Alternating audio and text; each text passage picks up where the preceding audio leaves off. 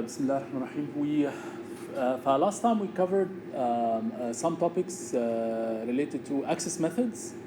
We also covered the communication media, including the types of cable, and properties of the cables. And then we moved to the core network. In core network, we started to discuss the two paradigms, the circuit switching and packet switching. We talked about circuit switching, requiring the fact that you have to establish a virtual circuit, a logical circuit first before you start communication. So you have to spend some delay to establish the circuit first.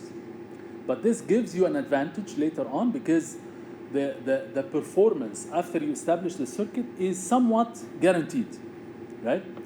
The disadvantage here is that you reserve all the resources across the circuit in advance, regardless of how often the user will use these resources. So even if the user does not use the resources at all, the circuit is still established and the resources are still reserved from the network. And that limits the scalability of the network. Okay, we talked about an example that we have a shared channel or a shared pipe, okay, and we want to have users who are sending with specific bit rate, even if this bit rate is active only 10% of the time. Okay, based on that, we calculated the number of users being like 10, maximum 10. So circuit switching will allow only 10 users, even if these 10 users are not utilizing that pipe all the time, right? On the other side, packet switching does not reserve anything on demand in advance. It does not reserve anything in advance at all. Okay, so in which case, if you have any stream of packets, you can send.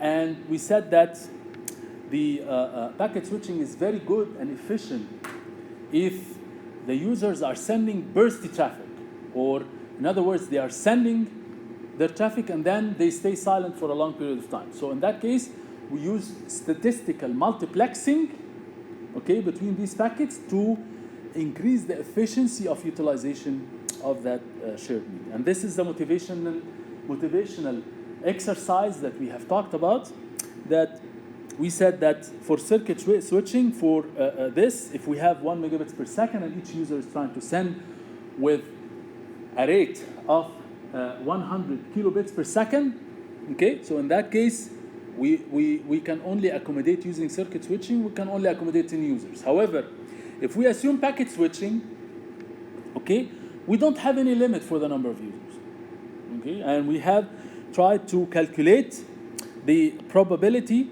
that if we have 35 users, of course, that's not the limit. We can have even more than that. If we have 35 users, what is the probability of more than 10 users out of these 35 are actually sending at the exact same time? Because in that case, we will need more than 1 megabits per second. We will need slightly more, right? And we have been able to calculate this by saying that the probability that we have more than 10 users, قلنا اللي هي ايه بقى؟ اللي هي we have 35 and more than 10 معناها we start by 11, okay? And the 11 users are trying to be active at the same time, which means the probability is p to the power I, and the rest of the users are inactive, which means they have a probability of 1 minus p, and then I have to get the summation of this from I equals to 11 all the way to 35. Okay, so this is actually the probability. مفهومة دي؟ Okay, so that's the probability using the binomial distribution. So this probability happens to be a 0.0004, which means that it's a very low probability actually. And even if that happens, we can still accommodate these users, but these users will start to have what we say the users will start to have to experience what? What kind of delay? Queuing delay. Queuing delay. Because again, the traffic is going from multiple users to the buffer of the router, right? So imagine it's like you are in a bank, ماشي, and users are coming from different directions and getting into the bank, right?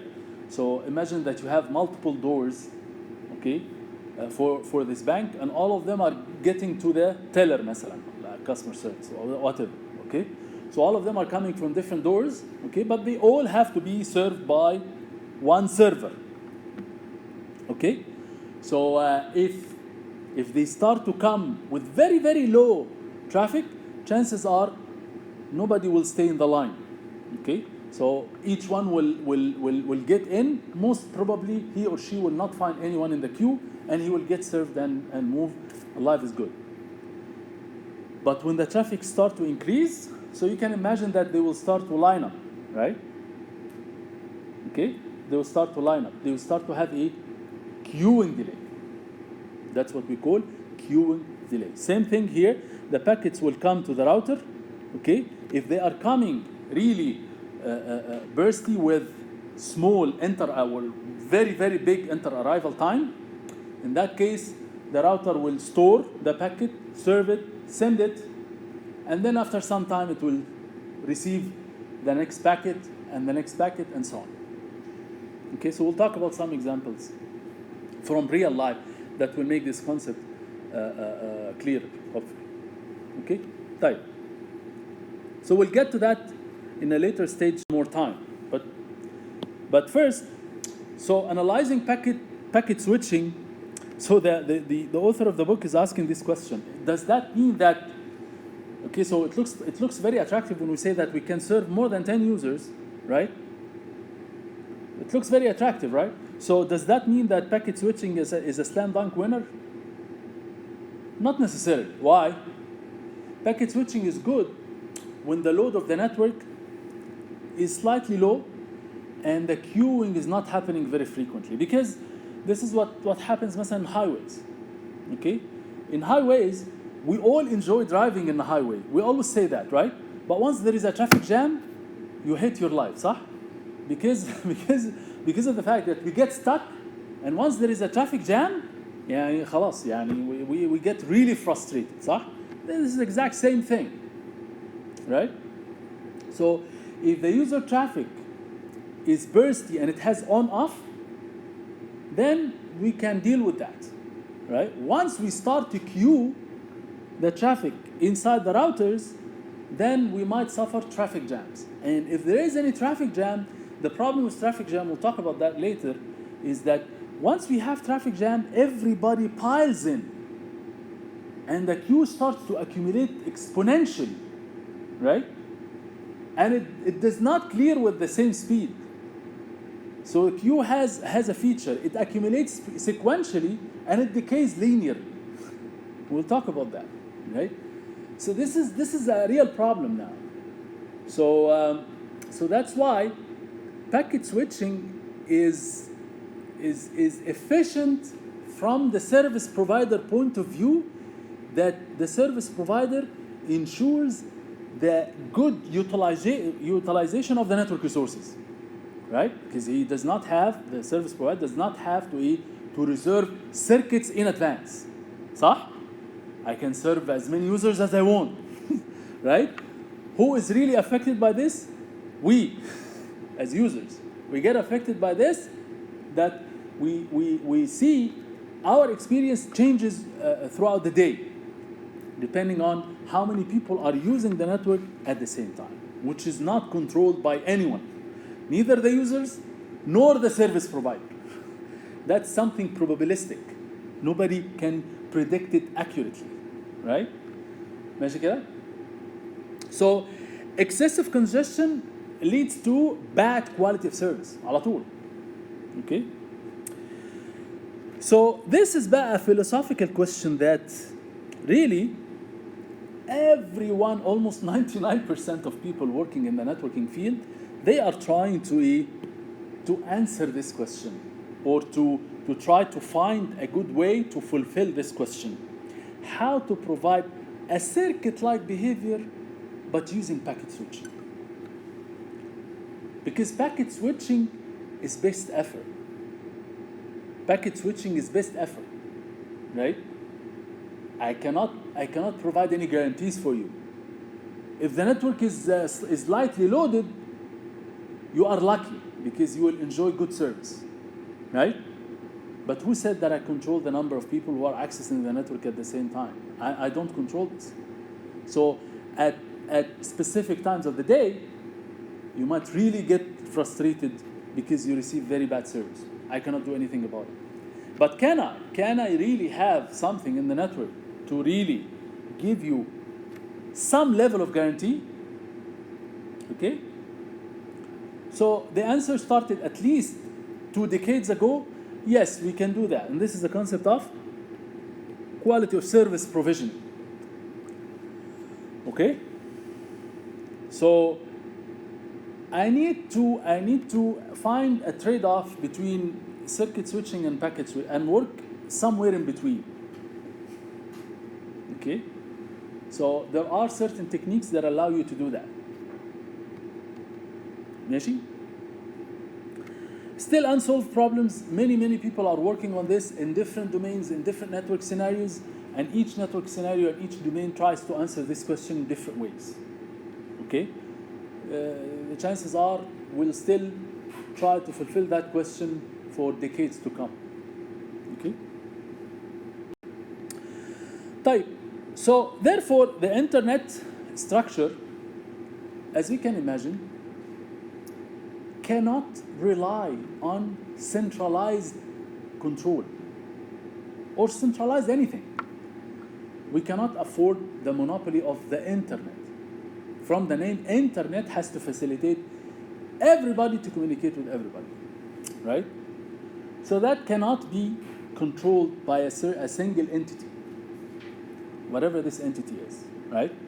So therefore, the internet architecture is based on a decentralized concept, okay? So there are different service providers of different types are getting together to share the internet in a peer-to-peer manner or in a decentralized manner. It's roughly hierarchical.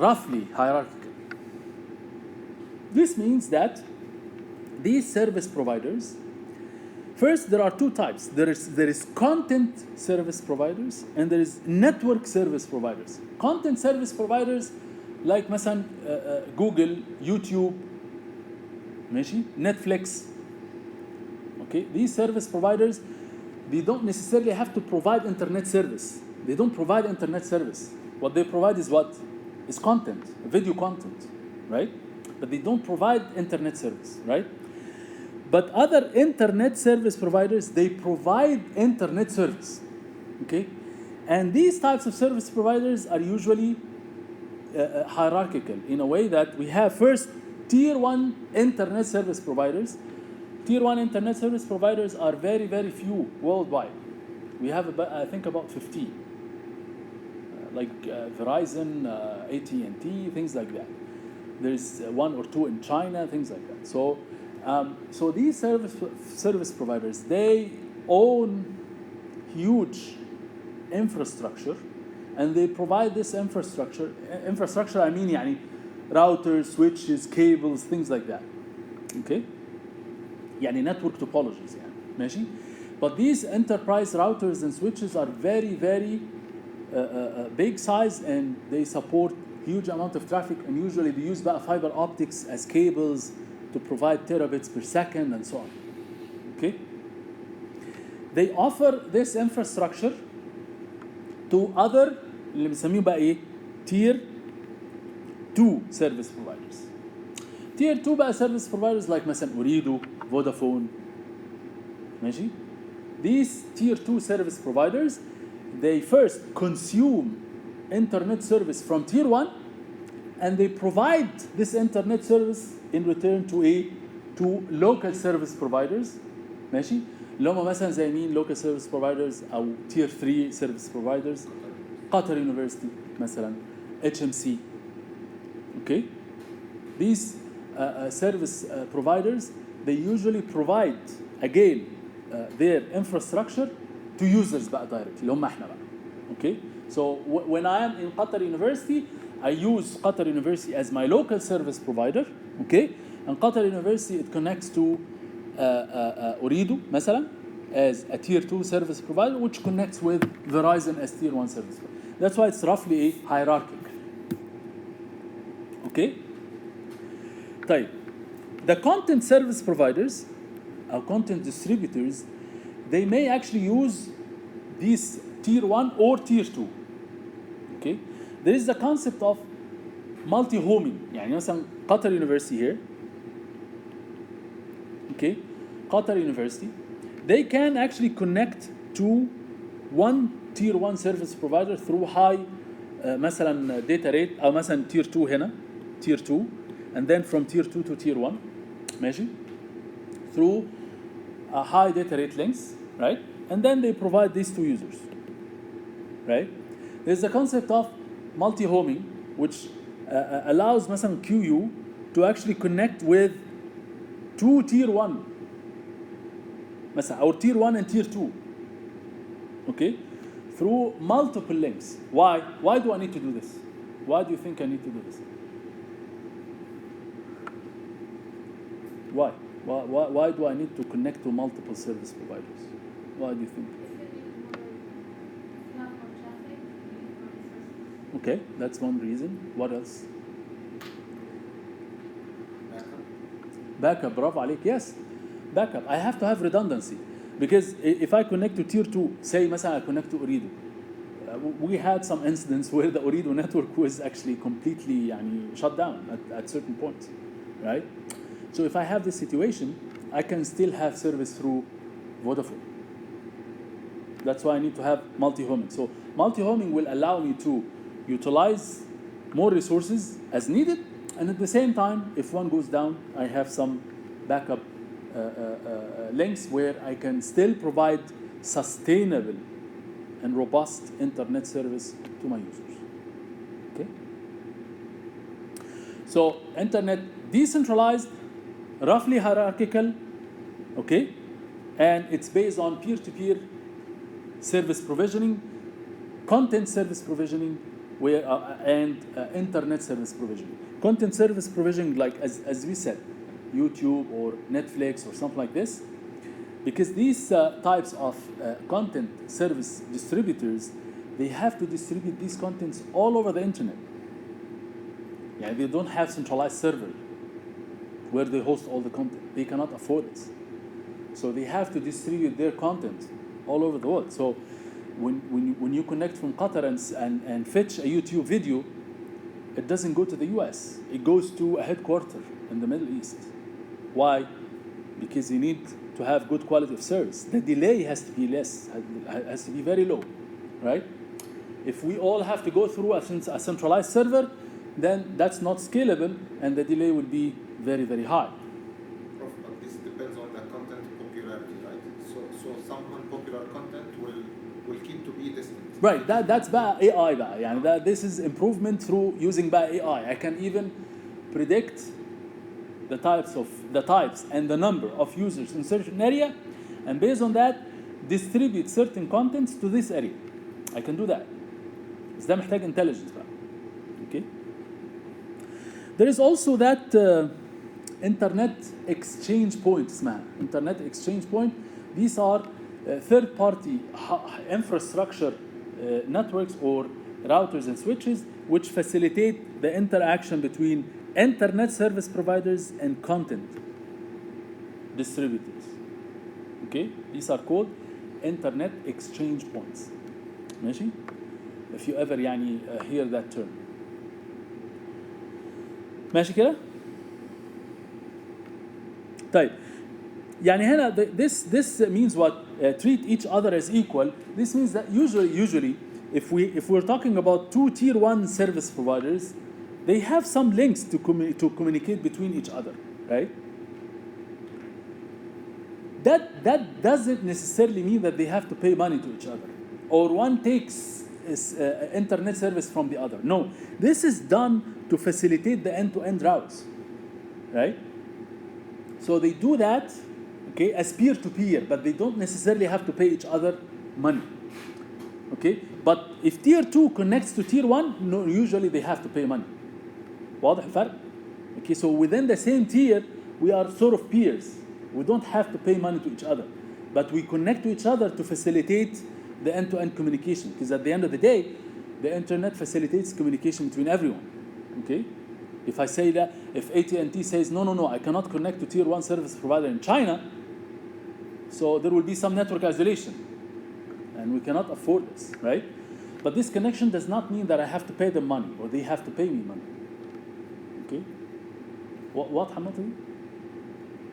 مش واضحة؟ Okay. تمام. So this is what we have explained, that the tier 1 service providers, they usually connect to each other and connect to the content distributors. And at the same time, they provide internet service to tier 2. Tier 2, they provide internet service to tier 3, or we call them sometimes local internet service providers, which in turn provides the service to the ultimate users. Okay?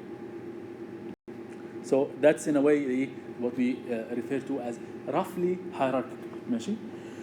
طيب, so another topic which we need to talk about, which is very important, and this يعني إيه, explains some concepts that you will find in the assignment. يعني. There are certain network related metrics that we need to really understand what they mean exactly and how we calculate them. Some of them are deterministic, some of them are not deterministic. Okay, so we need to know which of these parameters, how can we calculate them, and which ones are really deterministic and which ones are stochastic, or they don't have specific value.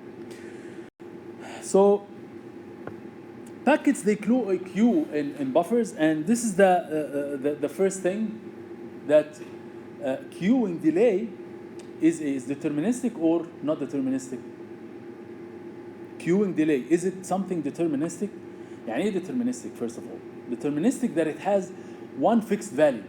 It cannot take different values throughout the time. Okay? So regardless of anything, it has one fixed value based on some well-evaluated parameters. That's it. يعني some fixed values. يعني مثلا, as an example, if I tell you that transmission delay is based on two simple parameters: the length of the data that you are trying to send and the rate that you are using to send. That's it. Okay? So, in other words, transmission delay is usually deterministic, given that we have fixed rate here. Okay? But if we're talking about some packets, after I transmit the packet and convert it, then it goes to the router, and then the router has to the router performs store and forward. Remember we talked about store and forward. So it has to store the entire packet, okay, in a queue, okay? And now I have to calculate the queuing delay. Is that something fixed? In order to answer this question, we have to know the length of the queue. So do we have any control what is the length of the queue? We don't know. صح? It depends on how much traffic is coming in. But usually queuing delay is not deterministic. Okay? So now we learn transmission delay is largely deterministic, but queuing delay is not deterministic. There is another also concept that, assuming that packets are starting to queue, are starting to pile up in the queue. So what will happen after this? The queue will start to fill, right? Similar to traffic jams that happen on but unfortunately, in the case of digital buffers, they have a limit. Okay? They have a limit. So the size of the buffer inside the router has a limit, right? So what happens after the queue fills up? What happens? What do you think happens? No? packet drop? Oldest or the latest? That's a very good question. That's a very good question, صح? That's a very good thinking. So if I have a packet and I'm trying to insert it in the buffer of the router, okay, and I find the queue full, okay, what you are talking about is called drop tail.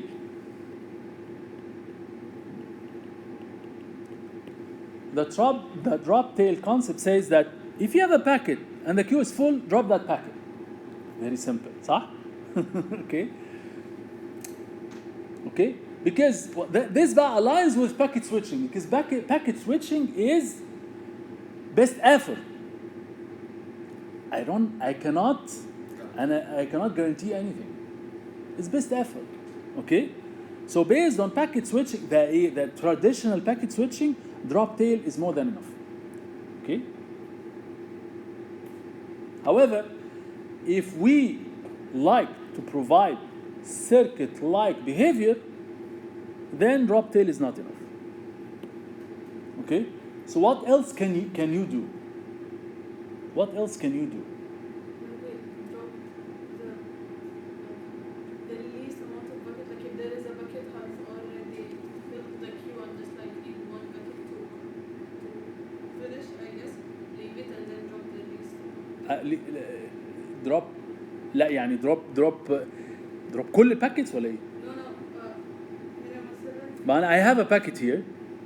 What I need to do is either drop this packet, that's drop tail, or drop one packet in the queue to have a room to insert this packet instead, right? Because I feel like this packet belongs to a traffic which might be important, things like that. صح? I cannot afford the fact that this traffic or this packet as part of this stream مثلا will be dropped. Okay? So I have to select a packet from the queue. And now comes a second question بقى. Which packet? Okay, which packet? So this is one type. The other type اللي هو بقى ايه? To drop one of the packets in the queue. This has actually multiple possible techniques. I can drop one packet random. I can select a packet that belongs to a low priority stream and drop it to be able to insert this, and so on. Okay? And depending on these different techniques, the complexity varies. So you can imagine that taking one packet out of the queue is Q of n. صح? The complexity is O of n. Is O of n, complexity O of n. صح? I need to drop one packet out of n packets. So I have to search for that packet. So usually this is O of n. Drop tail is O of 1. ماشي? You will study this as part of the اللي هو اسمه ايه؟ الكور كورس, another core course اللي هو اسمه algorithm design and modeling. Yes. You will study all these complexity issues if you didn't actually go through that course before. Okay, so you will find in many cases that we use drop tail for simplicity, but that doesn't mean that it's the only thing. Okay, so we have transmission delay, we have queuing delay, and we have packet loss. So these are some of the metrics, but we will discuss that first. Delay has 4 components actually. Okay, we talked about 2. We talked about transmission delay, and we talked about queuing delay. There are 2 others. We have the processing delay, and we have the propagation delay.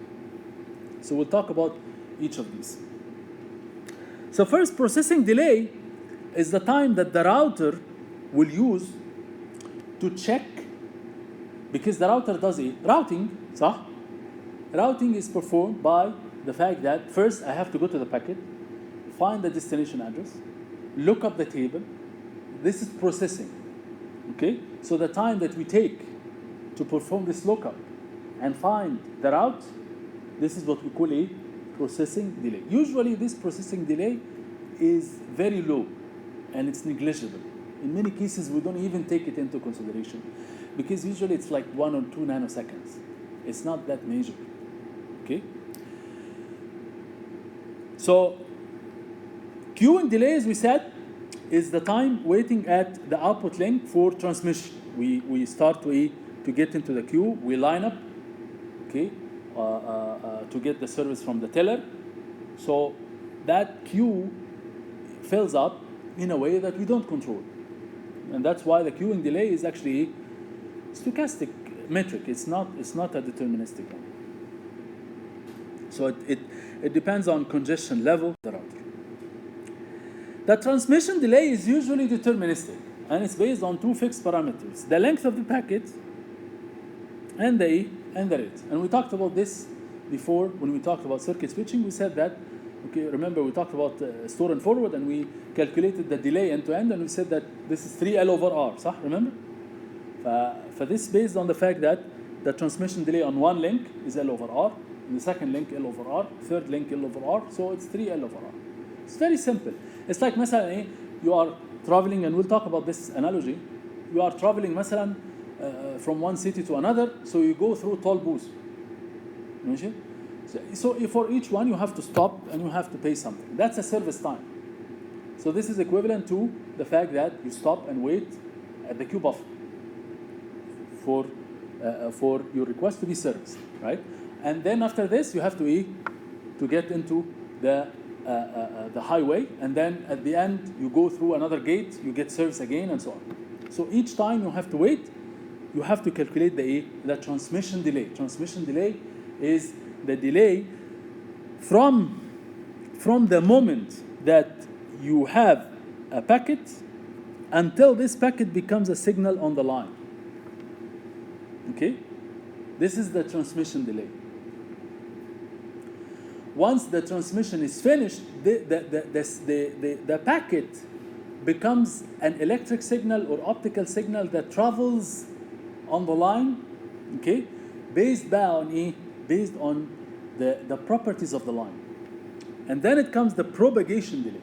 The propagation delay is the time that this signal takes to reach to the other end of the cable. واضح كده الفرق؟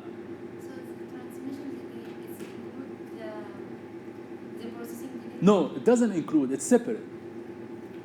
It's separate. So first, what happens is that first you have to go. Let's think of it from the router point of view. So first you get into the queue. صح? First you get into the queue. So you encounter the queuing delay. Okay. Once you get to the head of the line, the teller needs to spend some time to first process what it wants to do for you, what the teller wants to do for you. This is the processing delay.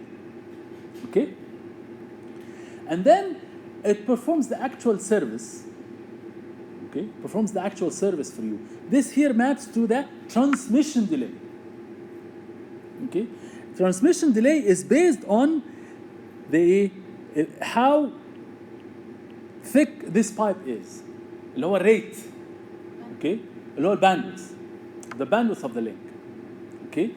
So from the moment that we start transmitting the packet, this means that we have to get the bits and we convert it into signal by using encoding, channel encoding, and so on and so forth. Right? So this is what we call transmission delay. Okay? And this is usually based on the length of the packet and the bandwidth of the link. As simple as that. You see? After this, the packet becomes a signal, and this signal travels through the cable using a certain speed back. Okay? Using a certain speed as one unit. The packet becomes a signal, and the signal travels as one unit. Okay? So the propagation delay is based on what? Based on how long this packet travels and the speed that it uses to travel. If we're talking about fiber optics, the speed is speed of light, 3 times 10 to the power 8, right? If we're talking about UTP cables or something like this, usually this is slightly less than the speed of light, which is 2 to the power 2 multiplied by 10 to the power 8. Okay? So this is the speed of the electric signal in the cable. And the propagation delay is the distance. This distance typically for UTP, anyone remembers what is the maximum UTP length in network 1? Typically is 100 meters. 100 meters is the maximum length for a UTP cable. ماشي? But 100 meter divided by the 2 multiplied by 10 to the power 8, which is يعني ايه?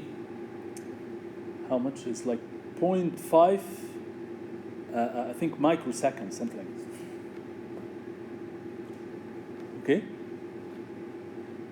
So the propagation delay for a packet to go through a cable of length 100 meters with this speed is around 0.5 microseconds. So again, sometimes we neglect this propagation delay. Sometimes we neglect it. Okay? Because as you can see, it's also very low. Okay? So the most important 2 delays are obviously the transmission delay and the queuing delay. Unfortunately, one of them is it's not deterministic. It's the queuing delay. Of the packet length related to the amount of bits, Yes. amount of information. Yeah, amount of bits, number of bits, number of raw bits in the packet. Number of raw bits in the packet. So sending a text file will take very low time, while sending a video. Video طبعا will take a very long time طبعا. It's logical. And that's why one of the things that we use is like if you want to reduce the delay, what are the degrees of freedom that you have? You work on the length of the data. What do? Compress it, do whatever. Okay, to reduce the data. This will reduce the delay. صح? Or increase the bandwidth. Somehow use different cables, provide virtual resources, whatever. Okay? ماشي كده؟ Any questions?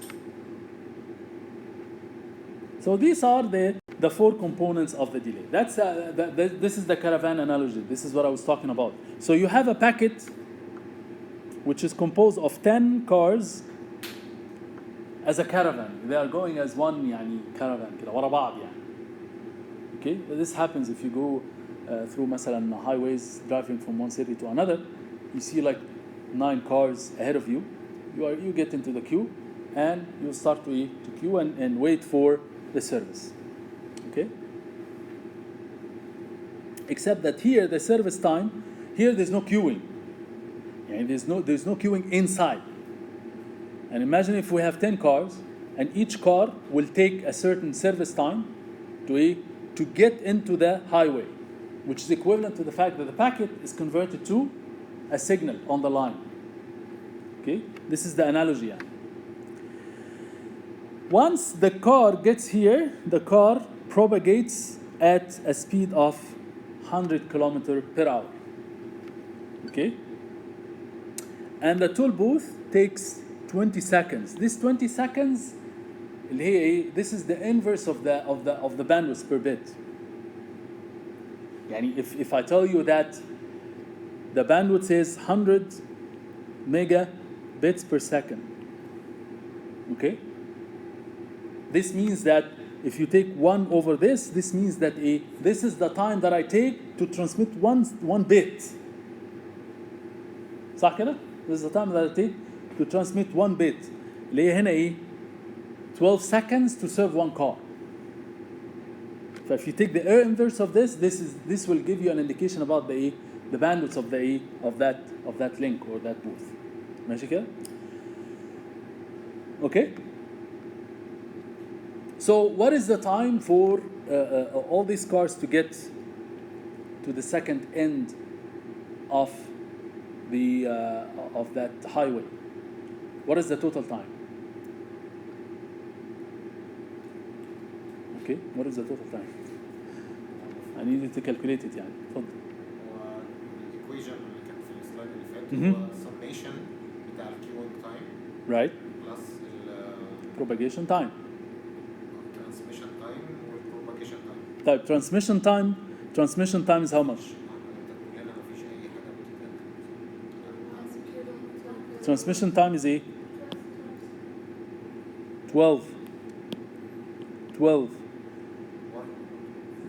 12 seconds ها؟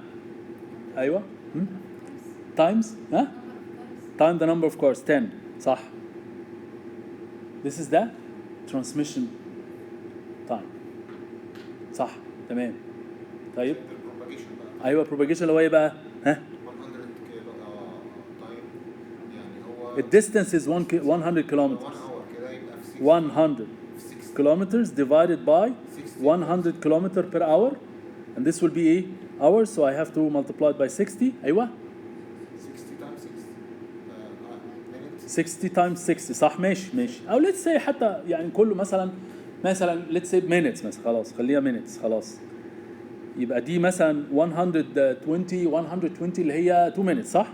يبقى 2 minutes plus كم؟ 60 minutes.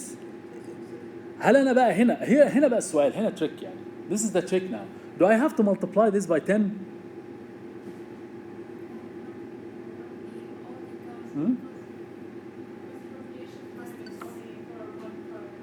برافو عليك. Yes.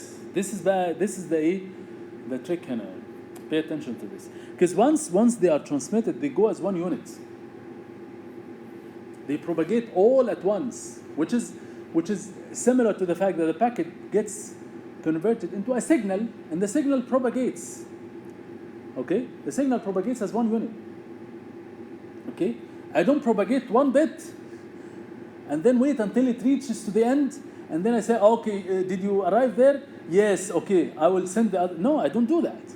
Okay? So I send the whole thing. So that the 10 cars will go to the highway. Otherwise, it's يعني, it's a disaster. يعني. Yes. So once the packet gets transmitted over the line, it propagates as one unit. I don't propagate one bit at a time. واضح كده؟ So it's 62 minutes. Okay? That's the first question. The second question, which component is the more dominant component here? The transmission or the propagation? The 60 minutes the 60 minutes, the propagation. صح? Why? Because here, first, the distance is high and the speed of the car, 100 kilometers per hour, that's typically يعني average, especially if we're talking about highways. Okay? Yet a little bit and talk about cars that يعني presumably they go with 1,000 kilometers per hour. طبعا this is not realistic, but just make this assumption. So in that case, the propagation delay will become what? 6 Would be 6 minutes. صح? Okay. And فين بقى service time? Okay. Yeah. And the service time is still 2 minutes. صح? For all the cars here. So the service time for one car, we said اللي هو 12 seconds. صح? So toll booth is for service car for one car here becomes 1 minute. Sorry. Okay. So it's not 12 seconds, is 1 minute. What we're trying to say here is that in this example we flip, so the transmission delay becomes more dominant and the propagation becomes less dominant. Okay. So here we have a very interesting concept. You have to pay attention to it. So 1 minute. 1 minute per car. 1 minute per one car. 10 cars, so We have 10 it becomes cars. 10 minutes. Yes, so it becomes 10 minutes. صح. Okay. More than the propagation time. More than propagation time for all of them. Yeah. So this will create an interesting يعني situation now, because after 10 minutes, after 6 minutes plus 1, the first car will have arrived here while I'm transmitting the 7th car. While I'm still transmitting the 7th car. Okay? And that's possible. That's perfectly possible, even in networks. Even in networks, sometimes transmitting the packet, okay, we say in networks that the packet fills up the line. Yani the signal of the packet fills up the entire cable. That's possible. ماشي? So that depends on طبعا the speed of the signal and depends on the distance of the line. But the key message here is that here transmission delay is more dominant. Okay? Why do we say this? Because in networks, sometimes one delay component is more dominant than the other, which makes you sometimes simplify things by neglecting one component. As we said, if we're talking about a bandwidth of مثلا 1 megabits per second,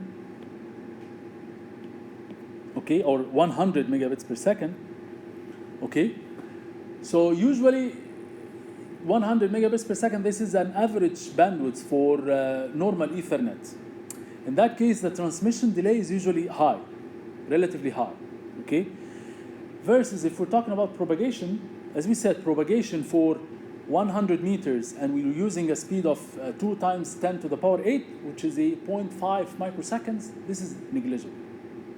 So transmission is high, propagation is very low. So we usually care about transmission and forget about propagation, okay?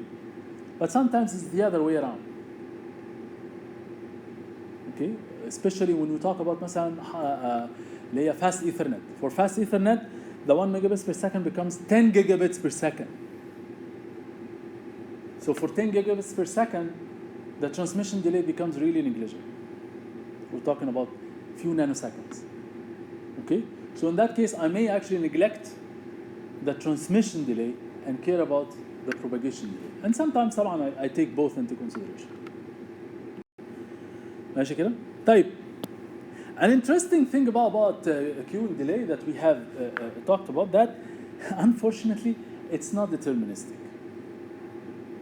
So here this example talks about the fact that you have a network, the link bandwidth. The link bandwidth, let's say the link bandwidth is fixed. ماشي? Link bandwidth is fixed and it's R. And the packet length is also fixed. And that's typical, by the way. In many cases, regardless of the application, we convert that application into equally sized packets, okay, of size L. So the key one here is A. A here is the average packet arrival time. We say average, when we say average, this means that it's a random variable, صح? Because it has an average, صح? It's a random variable. So by average, we mean that the actual arrival time is something like this, okay? Such that if you calculate the average, it's A, صح? Why am I saying this? Because here in this curve, you will find something interesting. Because we said that if the users are sending all at the same time, okay, if you have 10 users are sending more, all of them are sending at the same time, then you reach the capacity of the link, صح? Here, when we reach to the capacity of the link, sometimes the queuing, see here, this is the traffic intensity, and this is the average delay, and the average delay goes exponentially high when we reach to the capacity of the link.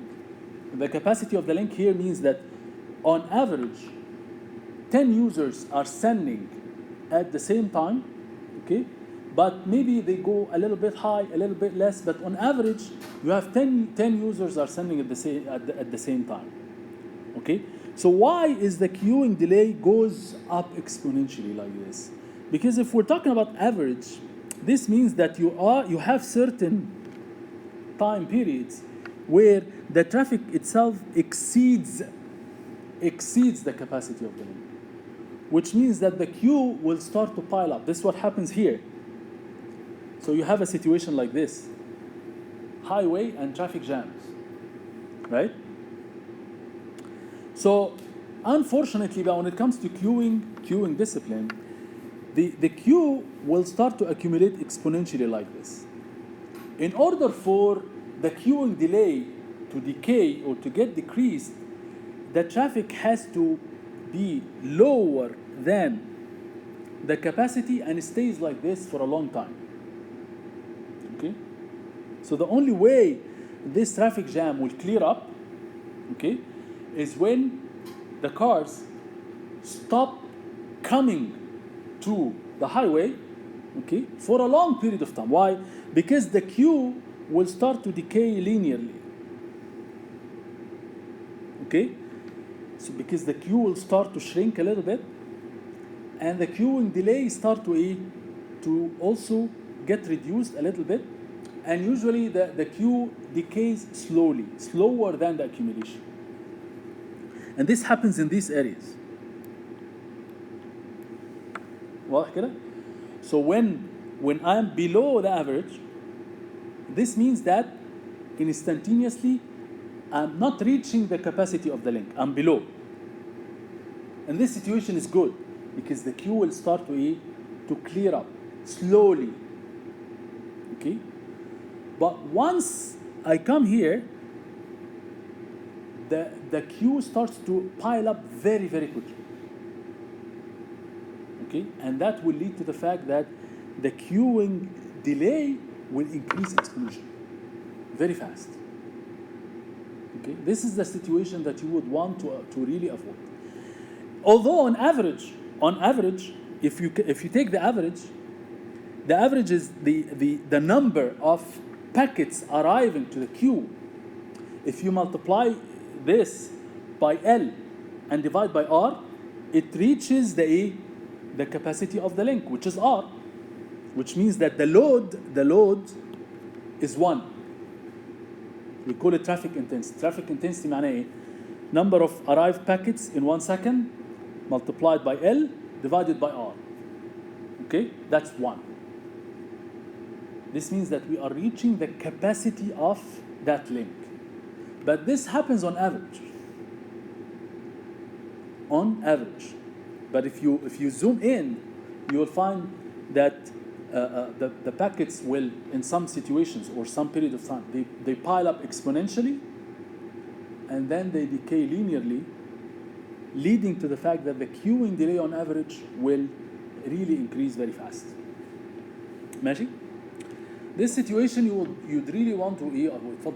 Having data more than the capacity is called network overload. Of course, ده طبعا ده if the traffic intensity here يعني and I shouldn't do this عشان بس when the traffic intensity increase, this will, and that depends بقى whether here will keep increasing like this exponentially.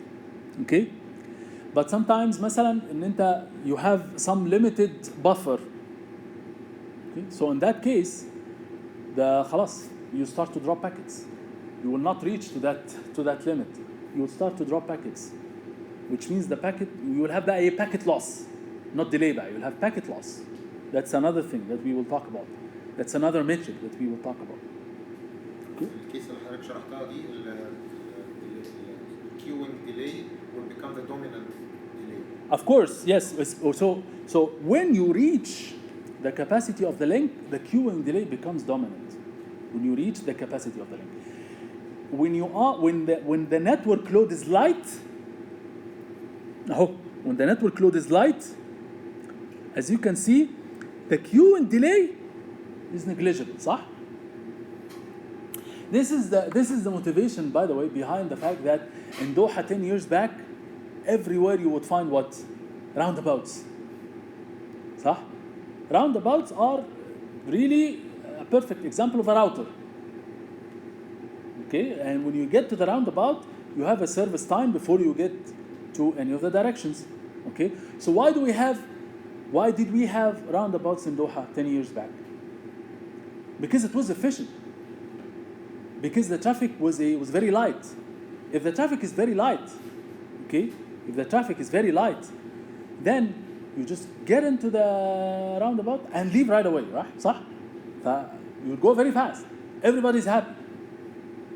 So this is good as long as the traffic is very light.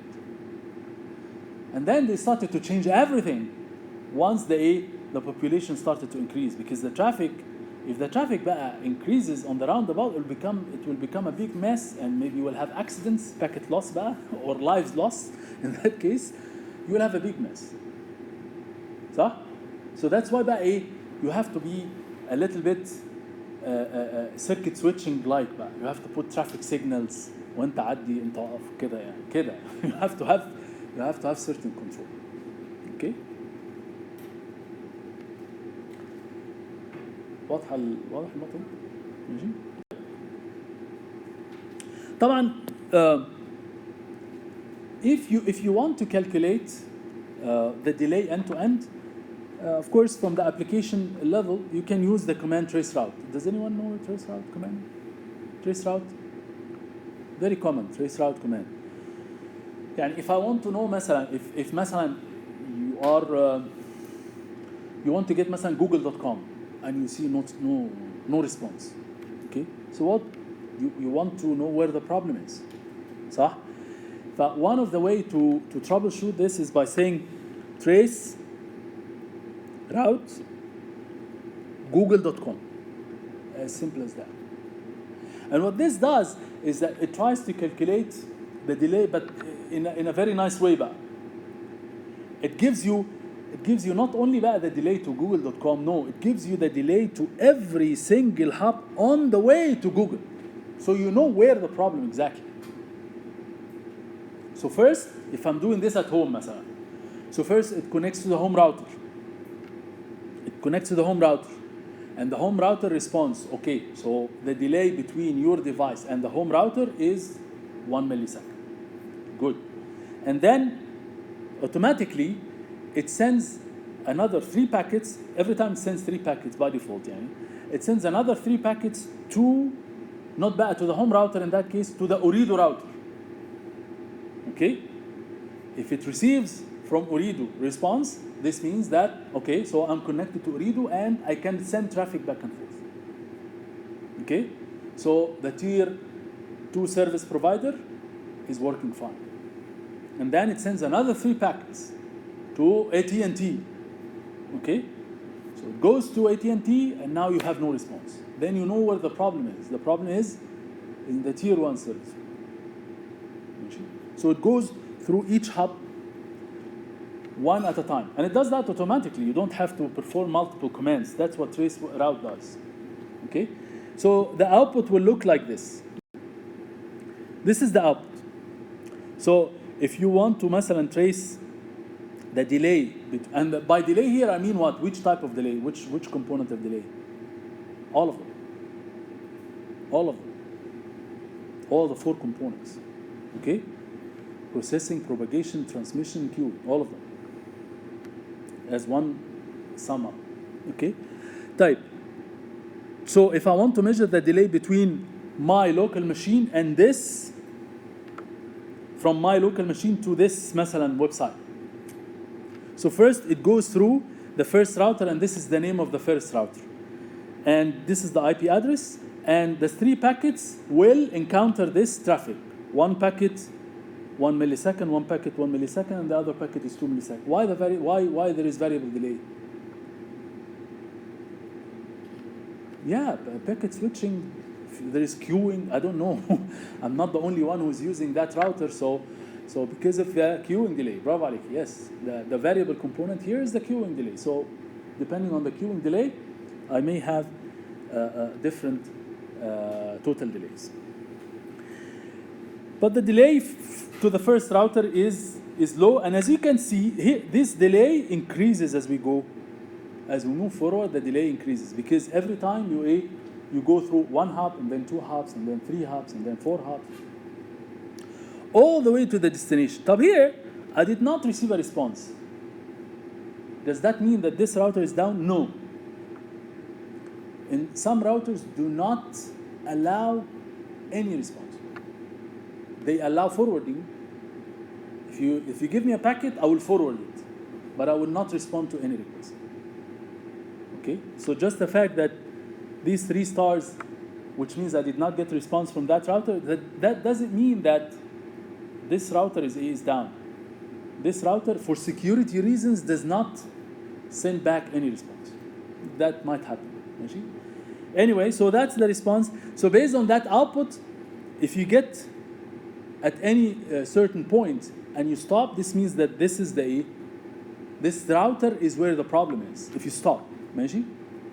If you reach to the destination, this is the actual destination. If you reach to the destination, this means that خلاص, the communication is happening correctly. And as you can see, the delay increases as we go from one router to another. Simple. ماشي? This command is a Windows command. Yeah, you can put a CMD and you can have the CMD screen and you can perform it at any point of time. Type. The other type of metric which is equally important is the packet loss. And as we said, the packet loss happens because of multiple reasons. One common reason here is when the queue fills up. Okay, what are the possible reasons for? What are other possible reasons for packet loss?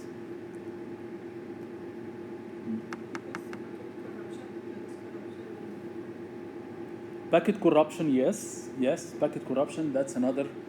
Yes, so the packet arrives to the router, okay, and that's part of processing. Part of processing first, you have to check the error in the packet. So you check the error in the packet, you find that the packet is corrupted. You drop it. In that case, you will not ask yourself, should I put it in the queue or not? Because the packet is corrupted. There's no point to send it any further. You just drop it. ماشي? طيب, what are other possible reasons? ما هو electromagnetic wave noise will cause packet corruption, صح؟ Okay, صح. مظبوط. So any kind of noise will lead to packet corruption, which means that the packet will arrive in error. I will drop it. صح. تمام. Queue fills up. Okay. Another reason. Someone stole the packet before, like third party. We're getting into security. ماشي. Okay, so يعني you intercept the packet. ماشي. يعني active attacker مثلا intercepts the packet and not move it forward. Takes مثلا control of the router and ماشي. Okay, that's okay. Fourth one. Packet loops. Loops. فاكرة? We talked about this in network 1. We say the packet loops. يعني if I send مثلا multiple cars from QU and tell them, okay, so go to Al-Khor without giving them any directions, chances are some of the cars might get lost. They don't know how to go to Al-Khor, صح? It happens. Packets sometimes lose their ways, especially if the routers themselves, they are not up to date in terms of routing table. So there is a phenomena of a packet looping. So the packet will loop through the internet and never get to the final destination. Okay? It's like you are getting out of your home, wanting to go to QU, you drive a little bit, you see construction in front of you. So you go back, and you go another way, you see construction. You go, and all of a sudden you don't know where you are, and you get lost. Okay? So that happens. In internet, that happens. So packets sometimes they get lost because they go into loops through some inconsistent routing.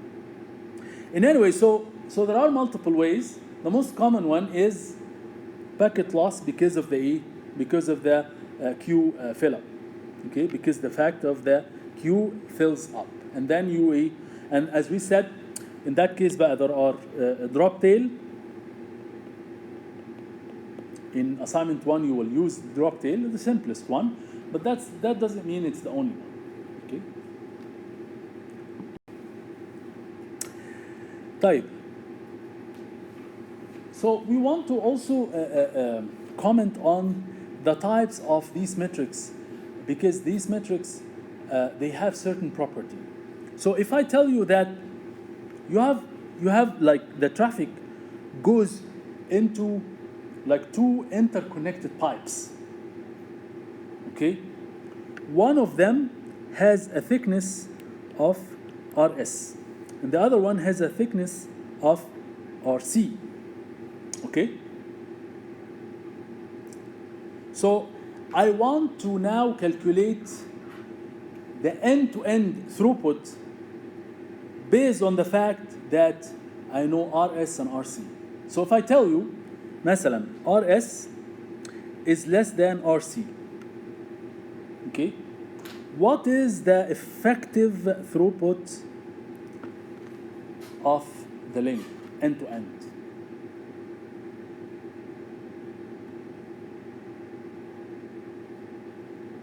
Any guess?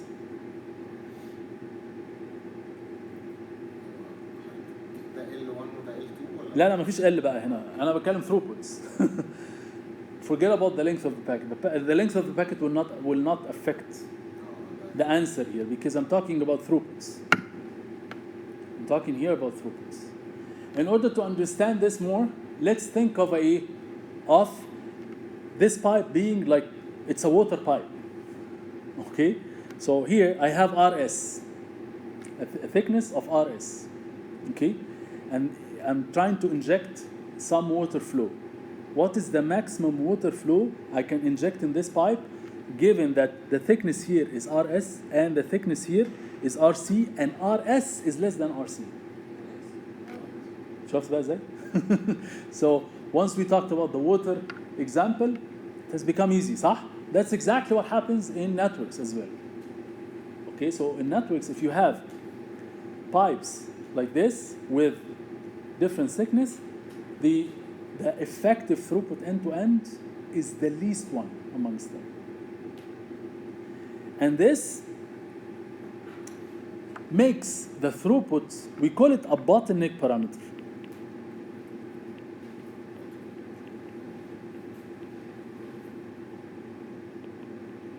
Bottleneck parameter يعني the effective throughput end-to-end is the least throughput across the entire end-to-end. Okay?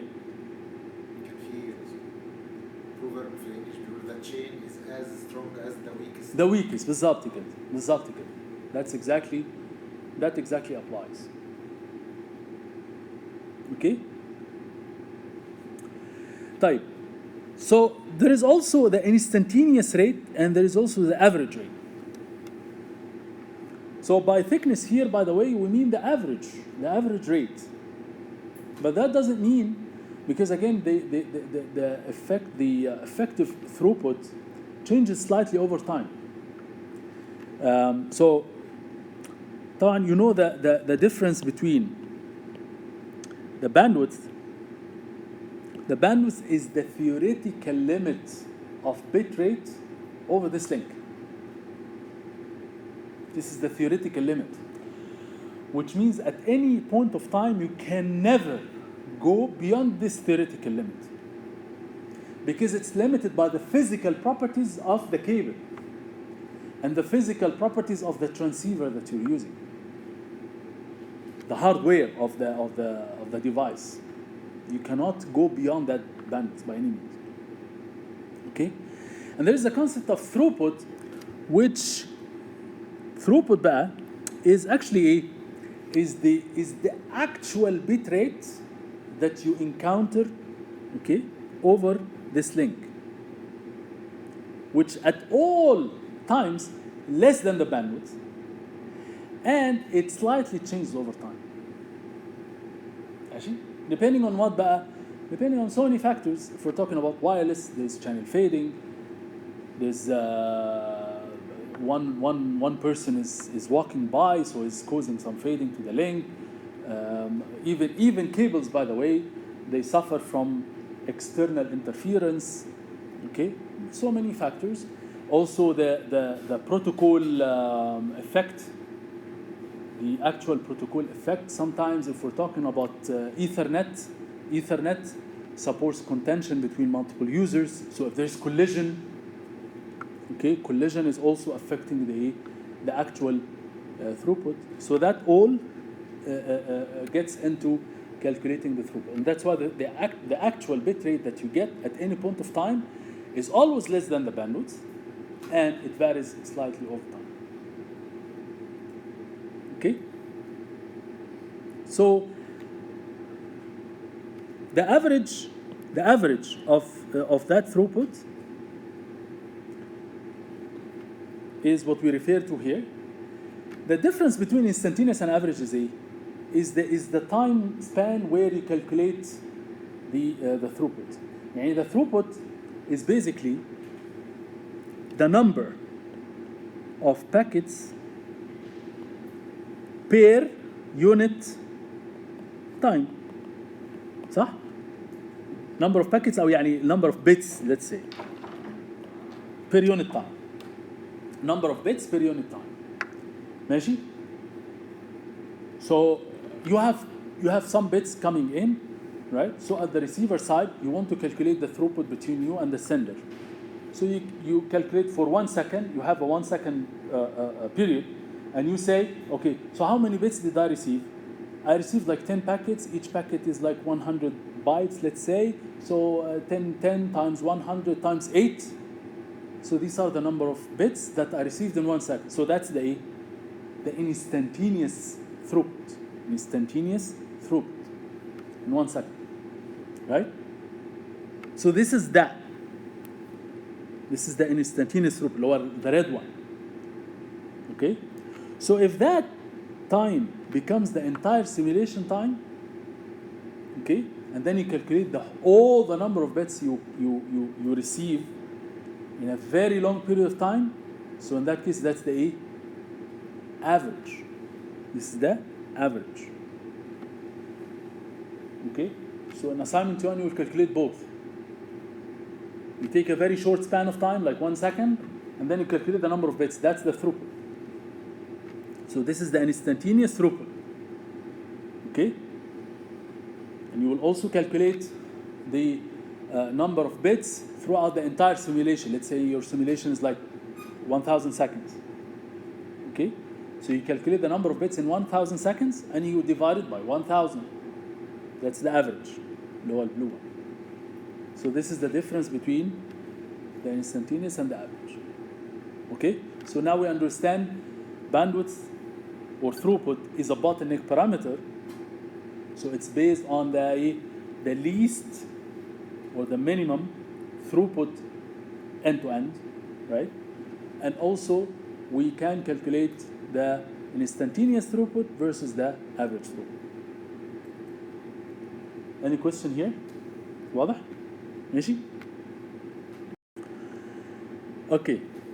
So that's that example. So it says if RS is less than RC, what is the end-to-end throughput? So it's always the minimum one. Okay? Type. So for this example, I want to calculate the effective throughput for each of these sessions. Okay? So if each session end-to-end goes through one link with a thickness of RS, right? And another link with a thickness of RC. And all of them go through a shared link with a total thickness of R. Okay? So what is the effective end-to-end throughput for each session? It's again the minimum of RS and RC. And here, because they are sharing all of these together, assuming that there are 10 users, okay? So here, the effective throughput for each one will be maximum R over 10, صح? For each one. Assuming here I have an implicit assumption that the protocol for sharing here is fair. ماشي? But that's a reasonable assumption. It's a reasonable assumption. And we'll talk about this. But when we get to TCP, مثلا TCP is a fair protocol. And fair does not mean it's good, by the way. We'll talk about this. ماشي? So here, the effective throughput for each session is R over 10. So the effective end-to-end is the minimum of RC, RS, and R over 10. حد مش فاهم ده جات ازاي؟ Clear? Okay? So here, this comment, I don't agree with it 100%. In practice, usually RC and RS is often the bottleneck, which means that the bottleneck is in the edge network, because here is the core network, صح? So it says that the bottleneck is always the edge. يعني ماشي, but يعني nowadays we have access networks with like 5G مثلا with gigabits per second traffic. So this is not always the case. Yani this may be valid in the past, but now we have 5G with very, very high data rates. So RS and RC, if you use مثلا fast Ethernet, you have 10 gigabits per second. If you have 5G will give you effective for long range for broadband communication above 1 gigabit per second for long broadband communication. So yeah, so the edge network is not anymore the bottleneck. ماشي. ماشي. طيب, so we'll stop here and then we'll talk about this light topic, very, very light topic quickly, and then we can. Okay, so the last topic in this chapter talks about the protocol layers. As we all know, the network function is really complex, and like any complex function, we divide the network function into, in that case, layers. So we want to talk about this layered model. Why do we need to have layers in the network? Okay, and what are the properties of these layers? Of course, this topic is not new. We discussed this in Network 1 before. So, as we say, networks are very complex, with many pieces like hosts, routers. So the network function itself is very complex. And there is an analogy about this in the next slide. So the question, is there any hope of organizing the structure of the network, or at least how we approach the network function? The answer is, of course, we have to divide this into layers. Similar to exactly if you want to travel from one country to another, then assuming that you have to take a plane, so in that case, you have to go through multiple levels of functions. First, you have to go to ticketing, and then from ticketing, you have to go to baggage check-in, and then you go to the gates and you wait for your turn, and so on. And somehow, these are different, logically isolated systems. يعني when you think about مثلا the gating system, you find that there is some level of control for the gates, which is slightly different from ticketing and check-in. Of course, each one of them, it delivers something to the other system, but there is some logical separation between them. And of course, let alone that when you get to the plane, you have to deal with the crew, which is totally a separate system. And sometimes you have some of these layers might have some bottleneck or some deficiency, okay, which does not necessarily affect the other layers. And that's exactly what happens in networks.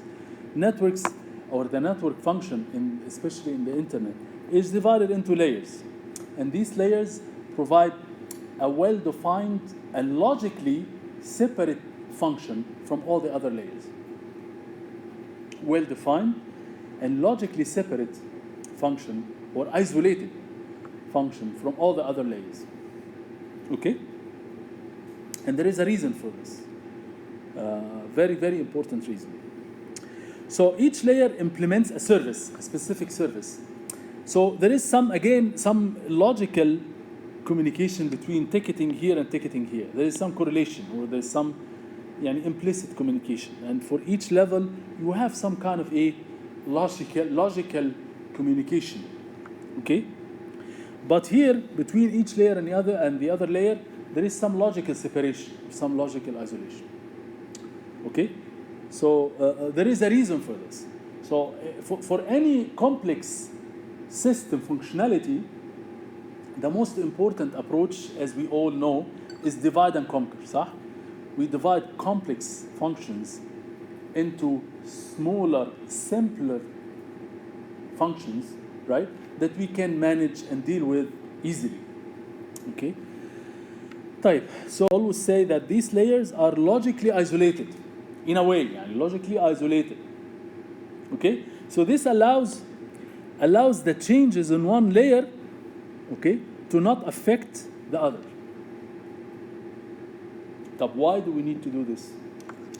We need to do this to foster competition between different vendors. ماشي? So as a vendor, I can focus on implementing protocols in one layer. ماشي? So like مثلا Cisco, they care about network layer mainly, okay, for routers. ماشي? They focus mainly on routing protocols and all of it in the network layer, right? They don't have to work on operating systems and applications. They don't have to worry about this, right? Okay. Similarly, مثلا مثلا IEEE مثلا or IETF or Qualcomm, let's say, they work in physical layer. They don't have to worry about that network layer or routing and so on. And at the same time, since we're talking about competition between vendors, these vendors, they work asynchronously. So Qualcomm may work on some advancements in the physical layer, okay, much faster than another company that works on some protocol definition or some protocol specification in the network layer. So this means that every time Qualcomm needs to provide a change in the physical layer, that they have to inform others in the other layer? No. How is this achieved? Through the layer isolation. And usually we have هنا we have interface points between the layers. This is exactly similar when you develop مثلا any application. What do? You divide the application into functions. صح? Functions. Each function has a specific procedure. It does perform a specific procedure. So this function will have what? A header. Okay? This function has a header.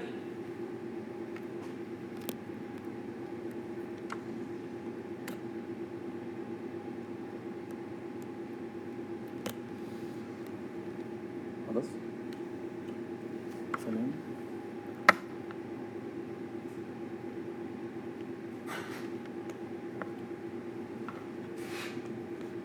So this function has a header, and the header has like some parameter 1, parameter 2.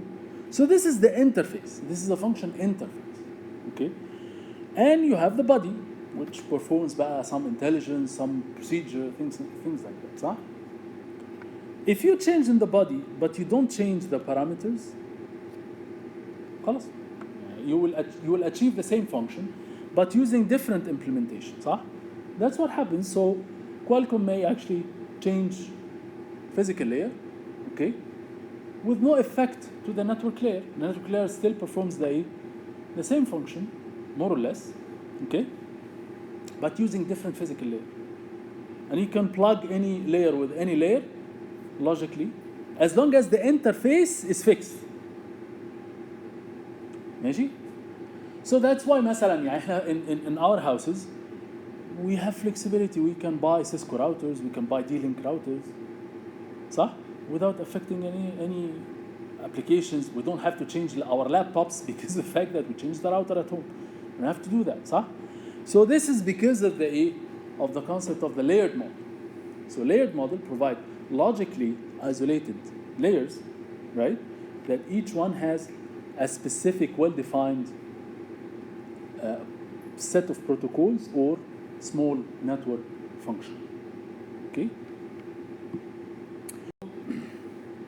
So dealing with complex systems, we have to have implicit structures that allows identification, relationship between the peers or the layer entities. In the internet, we have what we call a reference model, and we have something called a protocol model. There is a slight difference between the two.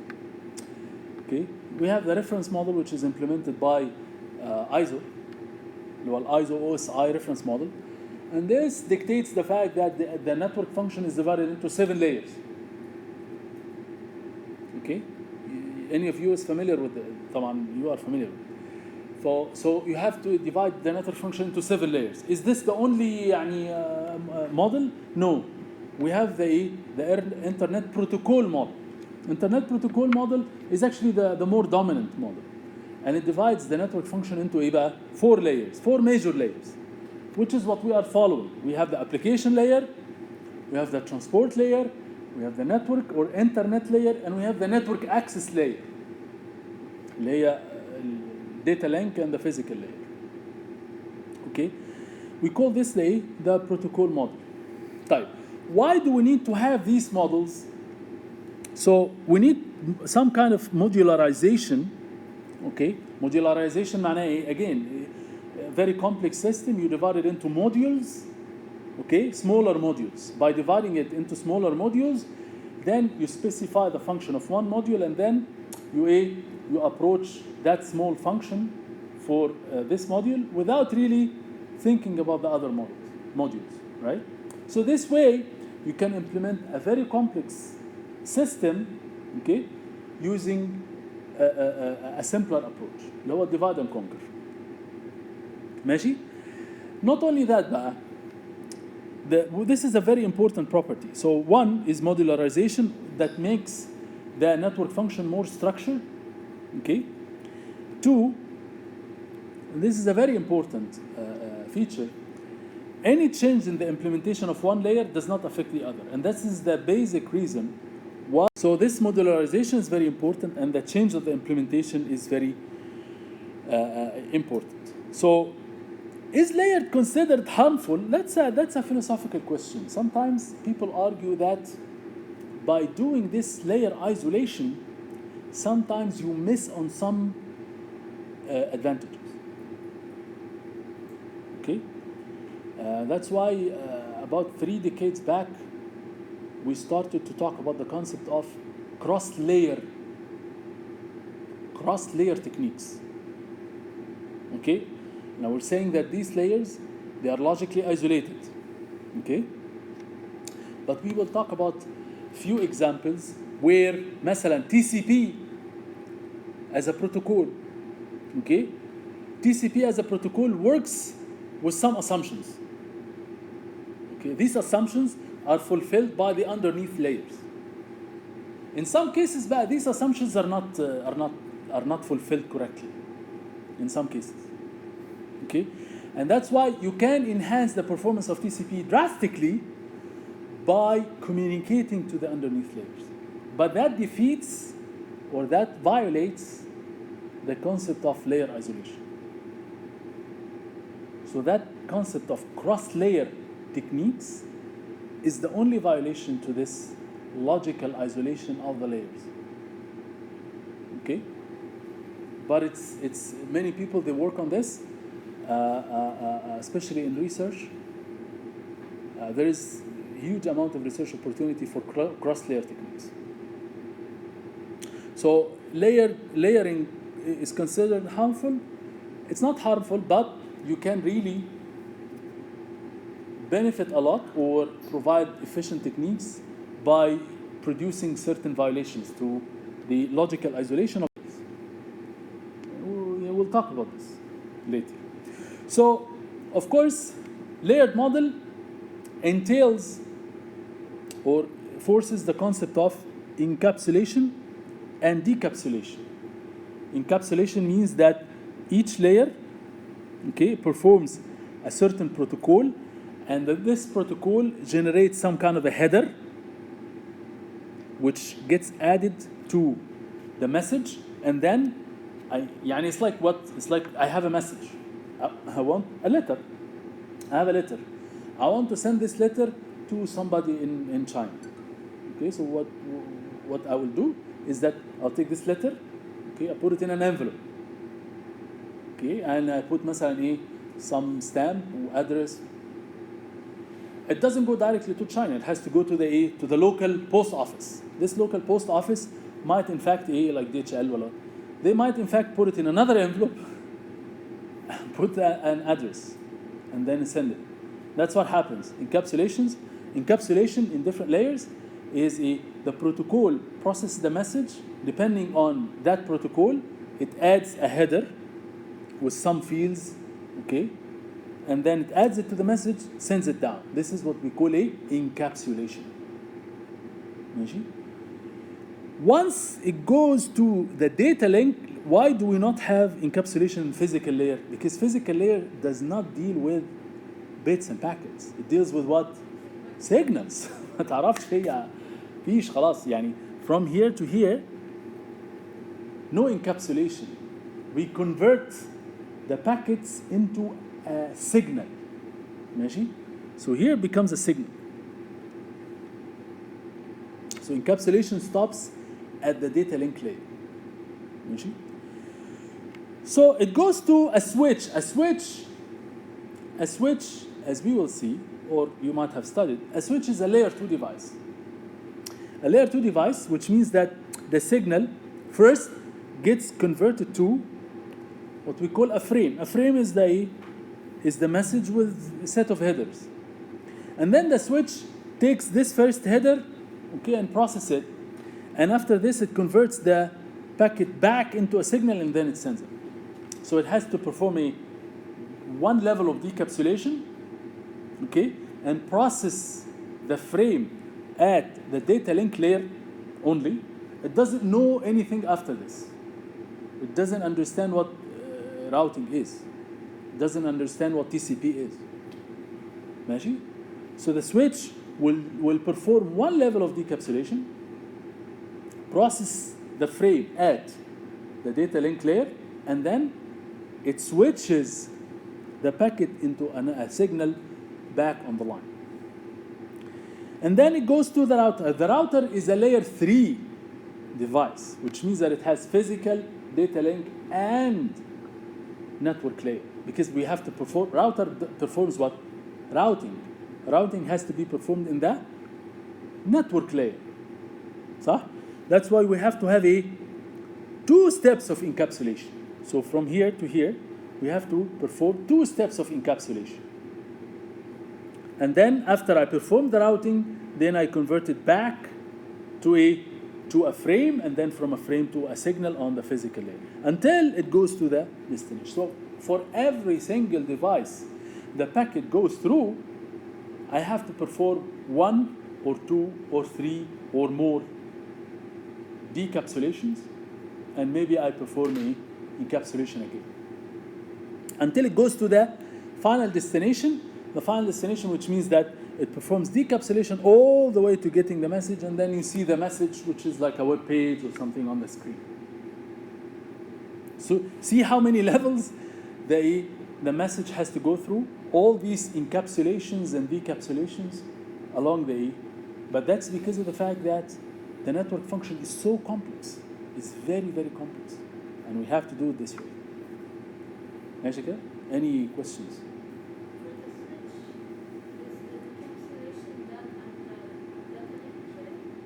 Yes. So I have to convert it from a signal to digital, and then I have to detect the frame, the bits of the frame, and I have to perform framing.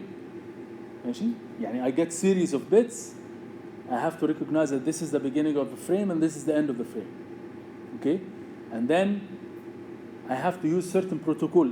Of course, each header will implicitly indicate what protocol you need to use. Like here, مثلا, I have to have مثلا Ethernet, or I have to have certain data link level protocol. There are يعني few of them. ماشي.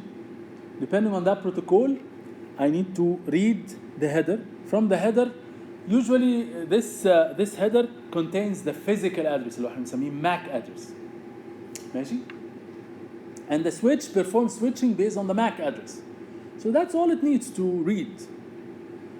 It converts the signal to frame in order to read the MAC address, and based on the MAC address, it performs the switching. The router does not deal only with MAC address, it has to deal with IP address. صح? An IP address is in layer 3. That's why it has to perform 2 levels of decapsulation until it reaches the network layer. In the network layer, it reads the IP address, not the MAC address. ماشي?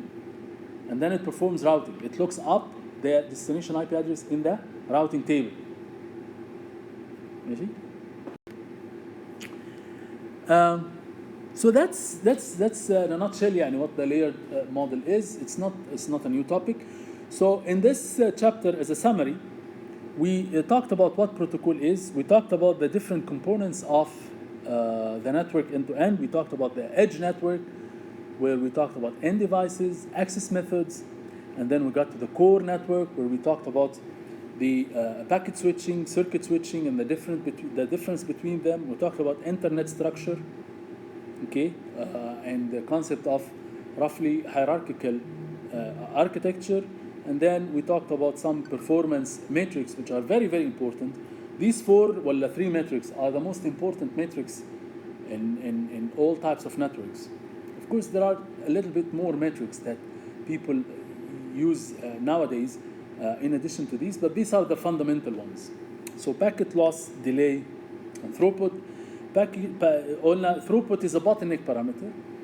Delay is not a bottleneck parameter, of course. It's an accumulative parameter, which means that if you have multiple pipes, okay, the delay is the delay on the first pipe plus the delay on plus the delay. So we call this accumulative parameter, right? So it's not it's not based on the minimum throughput. No, it's based on the summation of the delay at each hub. So this is different from the throughput. The effective throughput is based on the minimum throughput along the cable end to end. Last but not least, we talked about the layered model and the logical isolation of these layers, and how this layered model affects or serves both the competition between the vendors, as well as the scalability of approaching a very complex network function using simpler, smaller modules that can be implemented in a modular structure. ماشي? Of course, these are basic concepts. We did not focus on a certain layer.